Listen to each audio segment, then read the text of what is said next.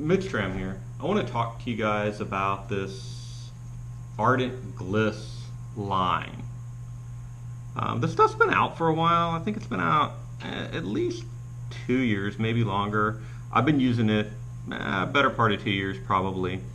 And it's pretty good line. And I'm just going to talk a little bit about the pros and cons of it. So it is like Braid in that it has zero stretch and it's very strong. It's also very thin. So I believe they claim it is 2/3 as thick as equivalent Braid. So 40 pound is right here 2/3 as thick as 40-pound Braid, all right, as an example. And I use the heavier 40-pound, and I think it actually goes up to 50, but I use the heavier 40-pound on my baitcasters, and then I use the 24-pound on my spinning gear. And they have an 18-pound, and they may even have some that's even lighter than that. But the 24 is very, very thin. It's, I'm sure, hard to tell right there, but it is very thin. And so, like Braid, it's very strong. It has zero stretch. It also is very sensitive. And they call it monotex because it's not woven. It is straight threads that are just pushed together, right, in a linear fashion. And it is Dyneema, right, just like your high quality braids are made out of Dyneema. It's 100% Dyneema thread or fiber. The other thing that it has going for it is it has the castability of mono. And what I mean by that is it's very smooth as it slides through the guides. And this stuff casts 20%, maybe 30% further than Braid. It casts further than any other line I've ever used. And it's very limp, it has no memory. All around it has some really, really great characteristics. And so you're probably asking, well, why haven't people just started using this all the time instead of Braid? Well, there's a few things that aren't quite as good about it. The manageability of this line can be a real bear.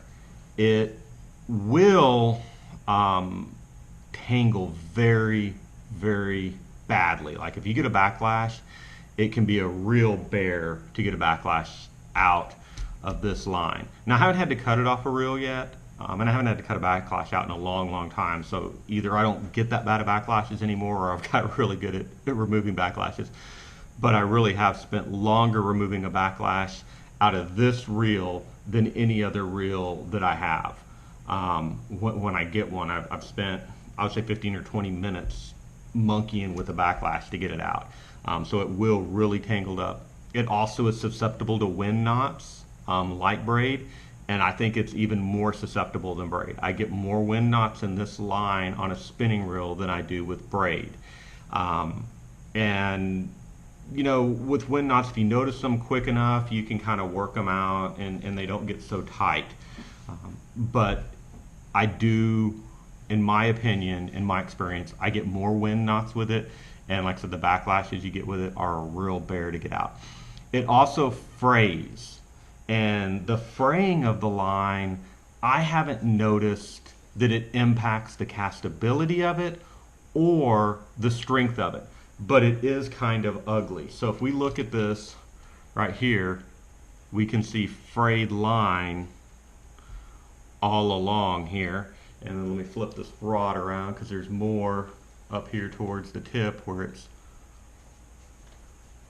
you can see all that just kind of fraying of the line. So it gets this fraying, and that tends to happen on like the first 10 yards or so, and especially down by your lure, it'll get even really, really frayy or like this right here. So this was some that I cut off just recently, where the line has the most exposure, like I said, down by your lure or whatever you have down where your terminal tackle is connected, and it will get just really fluffy where it's kind of coming apart. And like I said, it doesn't seem to do anything to the castability or the strength, but it is kind of ugly. So those are the two downsides, in my opinion, is that the line does start to fray. It starts to kind of unravel, so to speak, especially like the first 10 to 20 yards of it. And at times I'll just cut off like 10 feet or so to get rid of the worst of the frayed line. And then, like I said, the tangling of it. So if you said Braid's manageability was an 8, I would say the manageability of this line is like a 6. It fades, your braid fades. So this is pink, right? And that's what it looked like originally. And this is what it looks like after having it on the reel for like, I don't know, I'd say about 6 months probably has been on this reel. So overall, I think there's a place for this line, and I use it all the time, especially when I'm casting light lures. It will cast a mile. It casts further than braid, it casts further than any line I've ever used. And if I'm casting light lures, it casts beautifully, and the distance is just incredible. So if I'm using 16th ounce jig or an 8 ounce jig, it's my go-to reel to throw that with because the line just flows so smoothly and there's no noise going down the guide. It's just like monofilament. It's just so smooth. But like I said, your trade-off is this fraying and the manageability of the line. If you've tried this stuff, let me know what your thoughts are. Leave me a comment. If you have questions, leave me a comment. Let me know. And if you like my video, subscribe to my channel. I appreciate it. All right, guys. We'll talk later. See you next time.